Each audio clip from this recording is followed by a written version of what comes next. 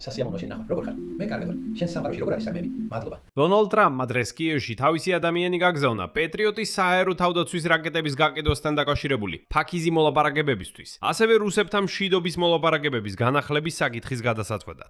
ოფიციალურად ზელენსკი მხოლოდ განაცხადა, რომ დღეს კიევში შეხვდა ტრამპის ყოფილ სპეციალურ წარმომადგენელს, კიტ კელოგს. მხარეებმა განიხილეს რუსეთის თავდასხმების გაძლიერება და მათგან თავდაცვა, კერძოდ პეტრიოტის რაკეტების გაკიდვის შესაძლებლობა და უკრაინული ბალისტიკური რაკეტების განვითარება. და იმავე დღეს კიევში ჩამოვიდა გერმანიის საგარეო საქმეთა მინისტრიც, რომელმაც ასევე განიხილა ეს საკითხი უკრაინელ ოფიციალურ პირებთან. თავად კიტ კელოგი იმყოფებოდა არა მხოლოდ კიევში, არამედ ოდესაშიც, რათა საკუთარი თვალით ენახა ის განადგურება, რაც რუსებმა მიაყენეს პორტის ინფრასტრუქტურას. თუმცა არაოფიციალურად სულ სხვა ვერსიები ვრცელდება კიტ კელოგის ვიზიტის რეალურ მიზეზებზე. მაგალითად ის, რომ კელოგი გასულ წელს გამოვიდა რუსეთთან მოლაპარაკებების არხიდან, მაგრამ ეს არ ნიშნავს, რომ ის აუცილებლად გავიდა უკრაინულიდანაც. ასევე ისიც, რომ სტივ ვიტკოფის წარუმატებლობის შემდეგ დონალდ ტრამპმა შეიძლება ალტერნატიულ მოლაპარაკებლებზე გააკეთოს აქცენტი, რადგან მალე მოსკოვში სწორედ იმ ვიტკოფისა და ჯარედ კუშნერის ვიზიტელია. და თუ ამჯერადად შედეგი ნულია, რაღაცის შეცვლა იქნება საჭირო. ან უბრალოდ, კიტ კელოგი კიევში ჩავიდა, რათა თეთრი სახლის სოლიდარობა ეჩვენებინა უკრაინისადმი დამოუკიდებლობის დღის წინ. მოვლედ, მოდით განვიხილოთ, რა ხდება სინამდვილეში, რატომ და რისთვის ჩავიდა დღეს კიტ კელოგი კიევში. მე მხია ალექსეი პეჩი, მოდით ერთად განვიხილოთ ეს თემა. მაგრამ სანამ დავიწყებთ, გთხოვთ გამოიწერეთ ეს არხი, დაალაიქეთ ეს გამოშვება ყურების განმავლობაში და აუცილებლად დაწერეთ თქვენი ნებისმიერი კომენტარი ამ ვიდეოს ქვეშ. ეს ძალიან მნიშვნელოვანია სივრცისთვის. გამოიწერე YouTube არხი, რომ არ გამოტოვო ვიდეო. მაშასე უკრაინის პრეზიდენტმა ვლადიმირ ზელენსკიმ დღეს განაცხადა, ციტატა: "შევხვდი გენერალ კიტ კელოგს, რომელიც ოდესიდან კიევში ჩამოვიდა ჩვენი ვეტერანების ფორუმში მონაწილეობის მისაღებად. მადლობას უხდი უკრაინელი მებრძოლებისადმი ამ პატივისცემისთვის, რომლებიც ყოველდღე უკიდურესად რთულ პირობებში იცავენ უკრაინას და მთელ ევროატლანტიკურ სივრცეს." ზელენსკიმ აღნიშნა, რომ კელოგთან ერთად განიხილა რუსეთის თავდასხმების გაძლიერება ინფრასტრუქტურასა და სამოქალაქო ობიექტებზე და ხაზი გაუსვა, რომ მთავარი პრიორიტეტი ანტიბალისტიკური თავდაცვაა. კერძოდ უკრაინის პრეზიდენტმა ისაუბრა უკრაინისა და ევროპის მუშაობაზე საკუთარი ანტიბალისტიკური სისტემის შექმნის მიმართულებით. მაგრამ აღნიშნა, რომ ამ ზამთარს პეტრიოტის ანტისარაკეტო თავდაცვის სისტემისთვის გადამჭერი რაკეტების გარეშე ვერ გამოვალთ. ამიტომ ქვეყანა მზად არის შეიძინოს ისინი ამერიკის შეერთებული შტატებისგან. თითქოს დახმარება არ გჭირდება. გაყიდეთ ეს რაკეტები ჩვენთვის. აქვე აღნიშნა, რომ სწორედ იმავე დღეს კიევში ჩამოვიდა გერმანიის საგარეო საქმეთა მინისტრი იოგან ვადეფული. მან განაცხადა, რომ გერმანია აქტიურად აწარმოებს მოლაპარაკებებს ევროპელ მოკავშირეებთან და ამერიკის შეერთებულ შტატებთან ან უკრაინისთვის დახმარების შესახებ. კერძოდ პეტრიოტის საჰაერო თავდაცვის სისტემებისთვის რაკეტების მიწოდებაზე. შემდეგ მის ციტატა: "ეს გადამწყვეტი საკითხია ევროპის მომავლისთვის. როგორ დასრულდება ეს ომი? ის უნდა დასრულდეს ისე, რომ კანონის უზენაესობა იყოს მთავარი და არა ჯუნგლების კანონი." როგორც ხედავთ, რუსებს ველურებად არ მხოლოდ მე მივიჩნევ, არამედ გერმანიის საგარეო საქმეთა მინისტრიც. აქ შორს არ წავალ. ამ თემას კიდევ განვიხილოთ ცალკე გამოშვებაში ამ YouTube არხზე. მაგრამ აქ ვიტყვი, რომ დღეს გერმანია გამოყოფს 12 მილიარდ ევროს, სწორედ სარაკეტო იარაღისთვის.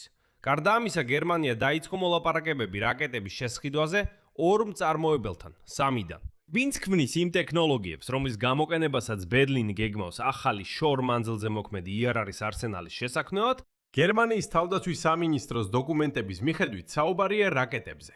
ანტემის, ამერიკულ-ისრაელური სტარტაპის რაკეტებზე, ბარსის რაკეტებზე, რომელიც ეკუთვნის უცნობ უკრაინულ კომპანიას და ფლამინგოს რაკეტებზე, ისევ ფლამინგო, უკრაინული კომპანია Firepoint-ის მიერ.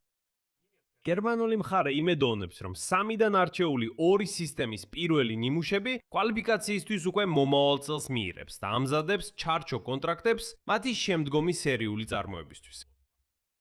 ახალი იაფი ფრთოსანი რაკეტა უნდა გახდეს გერმანული შორი მოქმედების იარაღის პროგრამის ნაწილი და მისი მიწოდება ჯარში უკვე 2027 წელს არის დაგეგმილი.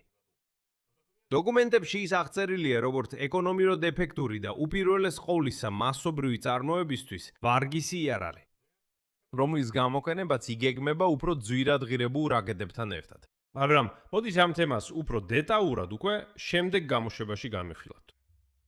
ახლა კი მოდით განვიხილოთ, რატომ და რისთვის ჩამოვიდა კიევში ტრამპის ყოფილი სპეციალური წარმომადგენელი კიტ კელობი, მაგრამ აქ ცოტა წინა სიტყვაობაა საჭირო. უკვე 2025 წელს, როგორც ამერიკული მედია წერდა, ვლადიმირ პუტინი ფაქტობრივად თავად ირჩევდა მოლაპარაკებების მონაწილეებს ამერიკის შეერთებული შტატებიდან და კიტ კელობის კანდიდატურა უარყო, რადგან ის ძალიან პროუკრაინულად მიიჩნია. და მაშინ დონალდ ტრამპმა პუტინს დაეთანხმა და კიტ კელოგი ამ თანამდებობიდან მოხსნა. მის ნაცვლად კრემლმა არჩევანი სტივენ ვიტკოფზე გააკეთა, რომელიც ტრამპის ძველი პარტნიორია გოლფში, რომელმაც 2025 წელს რუსეთი 6-ჯერ მოინახულა, მაგრამ უკრაინაში ერთხელაც არ ყოფილა. ამასთან კიტ კელოგი ფორმალურად სპეციალური წარმომადგენლის პოსტიდან ჯერ კიდევ გასული წლის ბოლოს წავიდა. მაგრამ არაოფიციალურ ვერსიით ის წავიდა იმედგაცრუების გამო, თუ როგორ ახვნენ მისი კოლეგები ტრამპის ადმინისტრაციაში რუსეთის ხრიკებს. კიტ კელობის ოფიციალური ვიზიტის ფარგლებში დღეს კიევში არის მონაწილეობა ლოცვით საუზმეზე და უკრაინის დამოუკიდებლობის დღის ცერემონიებში. მაგრამ ამ ყველაფრის უკან უფრო მეტი რამ იმალება. და მაშინვე აღნიშნავ, რომ ამერიკელი ოფიციალური პირების ინფორმაციით, ვლადიმერ პუტინმა სწორედ კიტ კელოგი უარყო როგორც მოსკოვთან მოლაპარაკე. მაგრამ კიტ კელოგი შეიძლებოდა დარჩენილიყო ფიგურად, რომელიც პასუხისმგებელია აშშ-ს და თავად კიევს შორის ურთიერთობებზე. სტივენ ვიტკოფი და ჯარედ კუშნერი გახდნენ არხის სწორედ კრემლთან, მაგრამ ეს არ ნიშნავს, რომ ვაშინგტონმა საერთოდ შეწყვიტა უკრაინის დაკავება პირდაპირ. უბრალოდ ეს ფუნქცია შეიძლებოდა დარჩენოდა სწორედ კიტ კელოგს. ხოლო ვიტკოფი ასე დარჩება წარგზავნილად მოსკოვში და როგორც ხედავთ, მას კიევში წასვლის დიდი სურვილი არ აქვს, მაგრამ აქ იმალება რაღაც ბევრად უფრო საინტერესო. სტივენ ვიტკოფისა და ჯარედ კუშნერის მოსკოვში მოსალოდნელი ვიზიტი ჯერ კიდევ არ დადასტურებულა. კუშინ პუტინის თანაშემწემ უშაკოვმა განაცხადა, ციტატა: "ახლა არაფერი იგეგმება. პრინციპში ასეთი ვიზიტი შესაძლებელია, მაგრამ ამაზე მეტი არაფერი." რუსები ამტკიცებენ, რომ ვითომ და რუსეთისა და უკრაინის ტერიტორიებზე შორმანძილზე დარტყმების გაცვლის გათვალისწინებით, ახლა საერთოდ არ არის მოლაპარაკებებისთვის შესაფერისი დრო. მაგრამ ეს რუსებმა თვითონ მოიფიქრეს. და გამოდის, რომ სანამ რუსული მიმართულება ჭიანურდება და გაურკვევლობაშია, ვაშინგტონი კიევს აგზავნის ზუსტად იმ ფიგურას, რომელსაც მოსკოვმა თავად უარი უთხრა, როგორც ზედმეტად პროუკრაინულს, რათა განიხილონ კონკრეტული სამხედრო დახმარება. ეს შეიძლება აღვიქვათ როგორც სიგნალი, რომ თუ მოლაპარაკებების მიმართულება სტივენ ვიტკოვის მეშვეობით არ მოძრაობს, უკრაინის მხარდაჭერა გრძელდება და განიხილება პირდაპირ, მიუხედავად იმისა, ჩამოვა ვიტკოვი მოსკოვში თუ არა. ანუ კელოგის ვიზიტი ასე გამოიყურება. ეს სიმბოლური მიზეზია, ანუ უკრაინის დამოუკიდებლობის წლისთავი. მან მისცა მოსახერხებელი ფორმალური მიზეზი ვიზიტისთვის, რომლის შინაარსიც არის საჰაერო თავდაცვისა და ბალისტიკის განხილვა. ინვესტიციების განხილვა და პორტების უსაფრთხოება ასრულებს უკრაინის მხარდაჭერის ფუნქციას. სწორედ იმ დროს, როდესაც პარალელური მოლაპარაკებების გზა მოსკოვთან, სტივენ ვიტკოვის მეშვეობით გაურკვეველ მდგომარეობაშია. ანუ კიტ კელოგი სწორედ ის ფიგურაა, რომელიც შეიძლება იყოს ის, ვინც მოლაპარაკებებს არ აღადგენს, არამედ პირიქით. ცდილობს გაიგოს რა უნდა მიეცეს კიევს იმისთვის, რომ კიევი გაძლიერდეს და მოსკოვს არ მისცეს ომის მსვლელობის შეცვლის შესაძლებლობა. რათა მოლაპარაკებზე უფრო მომგებიანი პოზიციით გავიდეს. აქ ზერდილს დავშო. თქვენი აზრი და დასკვნები კომენტარებში დაწერეთ ამ გამოშვების ქვეშ. გამოიწერეთ არხი და აწექით ზარს და არ დაგავიწყდეთ ლაიქის დაჭერა. და კიდევ მეგობრებო, მინდოდა თქვენ გაუნწერებს კითხოთ. როგორ ფიქრობთ, დაუბრუნდეთ უფრო მოკლე ფორმატებზე, თუ მაინც შევინარჩუნოთ ასეთი 15-20-იანი გამოშვებები? თუ მაინც ჯობია გამოუშვათ მოგრე გამოშვებები, ერთი ამბავი, მოკლე ანალიზი ზუსტად ფაქტებზე და გავაგრძელოთ. დაწერეთ კომენტარებში თქვენი აზრი. ამით ყველაფერი დასრულდა. იზრუნეთ საკუთარ თავზე. ყველას ნახვამდის.